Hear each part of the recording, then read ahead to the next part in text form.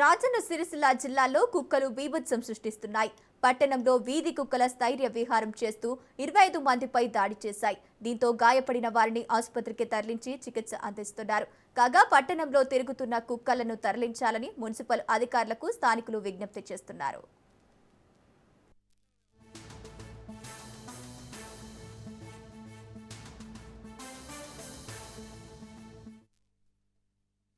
మహిళకు ఒక కుక్క కరిచింది, ఇట్లా మాంసం తీసింది అనగానే వెంటనే ప్రదర్శించి ఆమెని తీసుకొని గవర్నమెంట్ ఏరియా హాస్పిటల్ తీసుకొని వచ్చి చికిత్స చేపిస్తున్న తరుణంలో దాదాపు ఇప్పుడే ఒక 10 మంది కుక్క కరిచిన బాధితులు ఇక్కడ బద్దిపోచమ్మ దగ్గర, ఒకటి బాబా కిరాణం షాప్, సుభాష్ నగర్, ఇంకా అర్బన్ కాల్ దగ్గర దాదాపు ఇలా 10 మందిని కలిసి ఇప్పుడే వచ్చారు.